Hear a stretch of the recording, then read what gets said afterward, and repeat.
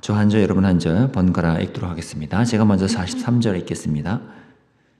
예수께서 말씀하실 때 곧 12 중에 하나인 유다가 왔는데 대제사장들과 서기관들과 장로들에게서 파송된 무리가 검과 몽치를 가지고 그와 함께 하였더라. 예수를 파는 자가 이미 그들과 군호를 짜 이르되 내가 입맞추는 자가 그이니 그를 잡아 단단히 끌어가라 하였는지라. 이에 와서 곧 예수께 나와 랍비여 하고 입을 맞추니 그들이 예수께 손을 대어 잡거늘 곁에 서 있는 자 중에 한 사람이 칼을 빼어 대제사장의 종을 쳐 그 귀를 떨어뜨리니라. 예수께서 무리에게 말씀하여 이르시되 너희가 강도를 잡는 것 같이 검과 몽치를 가지고 나를 잡으러 나왔느냐. 내가 날마다 너희와 함께 성전에 있으면서 가르쳤으되 너희가 나를 잡지 아니하였도다. 그러나 이는 성경을 이루려 함이니라 하시더라. 제자들이 다 예수를 버리고 도망하니라. 한 청년이 벗은 몸에 배 홑 이불을 두르고 예수를 따라가다가 무리에게 잡힘에 배 홑 이불을 버리고 벗은 몸으로 도망하니라. 아멘.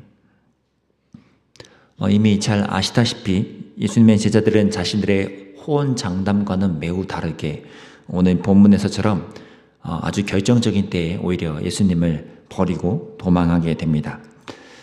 예수님 앞에서는 굉장히 당돌했고 또 자신 있어 했지만 실제 그런 현장, 위기의 상황이 맞닥뜨려오자 그들의 태도는 너무나 처절하게 무너지는 모습이죠.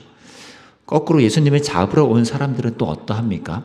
오늘 예수님도 친히 언급하시듯이 이들은 종교 지도자들로부터 특별히 매수되고 사주를 받아온 이들입니다. 소위 말해 모든 무기를 풀 장착한 채 찾아왔죠. 일반 사람들이 못 보는 캄캄한 어두운 때에 몰래 군대들을 동원해서 몰래 지금 예수님을 긴급 체포하는 모습으로 지금 예수님께 찾아온 겁니다. 너무나 이 사납고도 어떻게 보면 내일도 언급하겠지만 법적으로도 불법적인 체포 현장이죠. 그 현장에는 가룟 유다가 또 있었죠. 오늘 우리가 읽은 것처럼 보통 그 당시에 자신이 존경하는 스승에게 존경과 사랑의 인사 표현을 하는 그 행위를 지금 가룟 유다는 오히려 하나의 배반의 증표로 사용하면서 예수님께 손에 입을 맞추거나 하는 행동을 보입니다. 이런 짧은 본문 안에 지금 여러 모습들이 등장하지만 오늘 좀 눈에 들어오는 표현은 이 짧은 본문 안에 이 검과 몽치라는 표현이 반복되고 있다는 거예요. 여기서 몽치라는 건 그냥 단순히 어떤 몽둥이 정도가 아니라 실제 검에 해당하는 상응하는 살상용 무기입니다. 그러면 우리가 생각하는 것보다 굉장히 위압적인 모습이죠. 군대들이 검과 몽치라는 살상용 무기를 갖고 예수님을 찾아왔다는 것. 아마도 그동안 예수님이 보여준 초월적인 어떤 능력들, 귀로 듣든 눈으로 보았든 예수님 보여주신 놀라운 능력들 때문에 아마 사로잡으러 온 그들 입장에서는 자신들이 갖고 있는 모든 무기, 최강의 강력한 무기를 갖고서 예수님을 진압하고자 찾아온 것 같습니다. 이러한 그들의 윽박지름에 대해서 당연히 이제 당황스러웠던 이들은 예수님의 제자들이겠죠. 예수님은 다 알고 계셨지만 예수님의 제자들은 무방비 상태로 이걸 맞이한 거잖아요.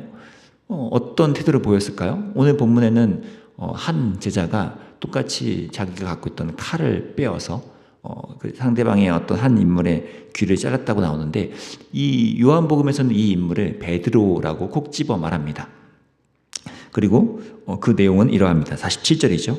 곁에 서 있는 자 중에 한 사람이 칼을 빼어 대제사장의 종을 쳐 그 귀를 떨어뜨리니라. 오늘 마가복음 본문은요, 이 모습을 묘사한 후에 다시 그냥 48절 이하를 보면 예수님이 어떻게 한 말씀 하시고 그냥 사로잡히고 제자들은 도망갔다. 이렇게 간단히 끝나고 있는데 좀 전에 이 한 제자가 칼을 휘두른 이 장면에 대해서 마태복음은 조금 더 디테일한 내용을 덧붙입니다. 예수님이 그 일에 대해서 이렇게 좀 지도하시는데요. 그 내용이 이러합니다. 마태복음 26장 제가 읽겠습니다. 이에 예수께서 이르시되 내 칼을 도로 칼집에 꽂으라. 칼을 가지는 자는 다 칼로 망하느니라. 너는 내가 내 아버지께 구하여 지금 12군단도 되는 천사를 보내시게 할 수 없는 줄로 아느냐. 또 한 번 예수님도 이 칼이라는 단어와 군단, 12군단 더 되는 천사라고 지금 표현하십니다. 지금 무슨 말합니까? 이 칼, 검, 이런 도구들처럼 뭔가 사람들이 이 자신들이 갖고 있는 무기, 세상의 힘과 논리에 따른 이 무기로서 우리를 다가오며 공격해 올 때 그에 상응하는 방법으로 대응하는 것은 옳지 않다는 것을 지금 말씀하시고자 하는 것이죠. 예수님을 대항하는, 소위 말해 이 땅에서는 세상의 어떤 문제 해결 방법, 논리법 또는 처세술, 그런 모든 무기는 이렇게 칼, 몽치에 해당하는 것처럼 힘의 논법일지라도 예수님은 그런 것에 똑같이 맞닥뜨리듯 맞대응하듯이 같은 칼로 또는 12군단 되는 이런 능력으로 그들을 대항해서는 안 된다라고 예수님의 이 십자가의 길을 강조하고 계신 겁니다. 예수님도 왜 그렇게 못하셨겠어요? 예수님 말씀처럼 지금 사로잡으러 올 군대가 있음도 아셨으니까 미리 군단 천사들을 호출해내는 것도 1도 아니잖아요. 그런 것들을, 그런 방식을 택하지 않으신 것이 예수님의 모습이라는 거죠. 지금 고난주간 특별 저녁 집회가 진행되고 있는데 어제 강사님께서 하셨던 말씀 중에 오늘 이 말씀과 연결돼서 한 표현이 계속 기억이 남았습니다. 그 마지막 결론으로서 하셨던 말씀 중에 세상이 도저히 흉내낼 수 없는 모습을 보여주는 교회의 원래의 모습, 그 특징을 우리가 회복하면 좋겠다라는 표현을 하셨는데요. 그 말이 좀 많이 저에게도 맴돌았습니다. 세상이 흉내내려고 해도 흉내낼 수 없는 교회의 원래 모습. 어쩌면 오늘 본문으로 따지면요, 세상에서 늘 모두가 말하는 방식은 뭐죠?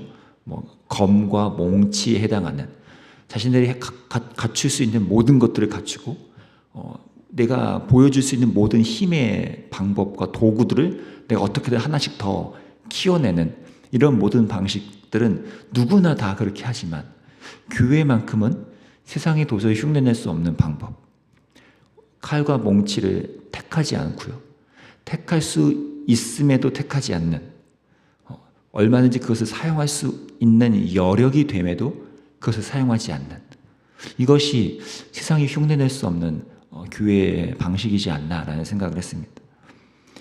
여전히 교회가 세상 속에서 이러한 능력을 회복하지 못한다면 아마 오늘 예수님이 그 칼을 휘두른 제자에게 했던 말처럼 그 칼을 도로 칼집에 꽂으라라는 이 말씀을 우리가 좀 경청해 볼 필요가 있을 것 같습니다.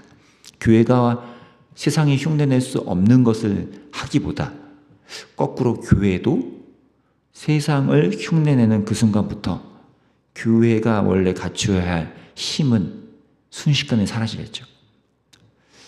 교회가 교회다운 모습을 보여줄 수 없는 이유는 어쩌면 바로 그것을 상실할 때부터 일어나는 것 같습니다. 교회가 이 세상에서 예수님을 닮은 공동체인데, 그럼 예수님이 오늘 보여주신 예수님의 방식, 이 십자가의 방식, 세상이 도저히 흉내낼 수 없는 이 방식으로, 그런 논법으로 우리의 삶을 헤쳐나가고 세상을 흉내내는 논법으로 나도 따라가는 것을 거부하는 것이 이 땅의 교회가 가장 먼저 택해야 되는 방식이라고 생각합니다. 우리가 말은 여러 영적인 말을 하면서도 사실 그 안에 들여다보면 똑같이 그냥 세상의 논법과 같은 때가 많잖아요. 마태복음의 예수님의 표현을 빌리자면 말은 다 영적이고 그렇듯 하지만 사실 그 모습은 12군단 되는 천사를 호출해내고 싶어하는 교회의 모습이 일어날 때도 있습니다. 세상과 똑같은 방식으로 맞대응하는 거죠.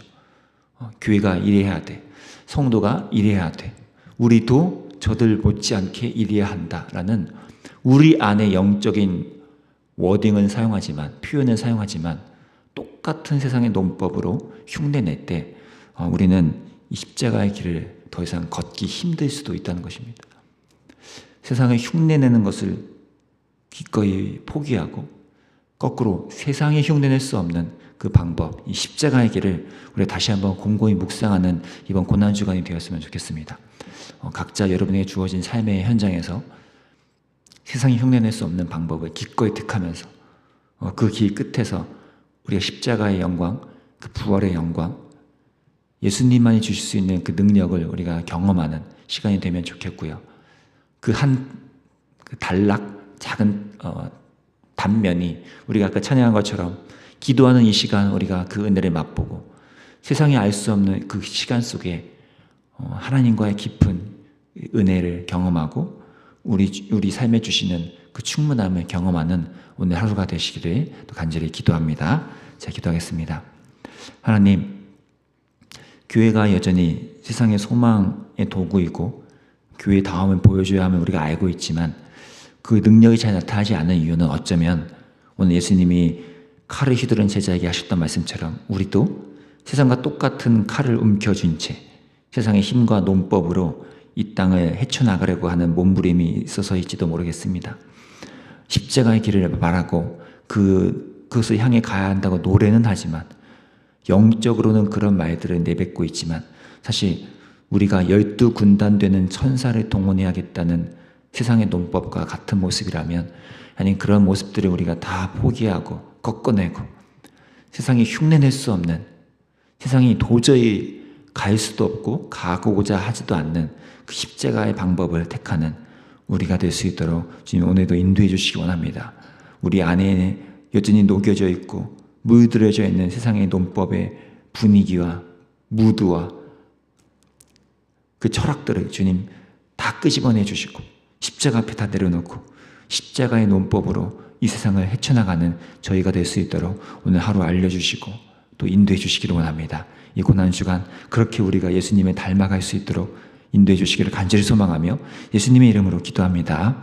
아멘. 우리 기도합시다. 주님, 오늘 우리 하루가 이렇게 예수님을 닮아가는 십자가의 논법을 따라 걸어가는 세상이 흉내낼 수 없는 것을 우리가 삶으로 배워가는 시간 되게 해주시고 세상에 흉내내는 것들을 우리가 더 이제는 포기하고서 칼과 몽치라는 것들을 기꺼이 손에서 내려놓는 우리가 될 수 있게 해달라고 함께 기도하시고 또 오늘 공동체주로서 이루어지는 오늘도 고난주간 특별 저녁 집회 속에 하나님의 큰 은혜의 임재가 있고 각 성도들의 마음속에 또 새로운 은혜의 말씀으로 우리를 일깨워달라고 모든 강사님들 한 분 한 분 특별히 오늘 오시는 권상찬 선교사님의 입술을 통해서 꼭 필요한 말씀이 이 교회에 선포될 수 있도록 인도해달라고 함께 또 중보하며 나가겠습니다. 기도하겠습니다.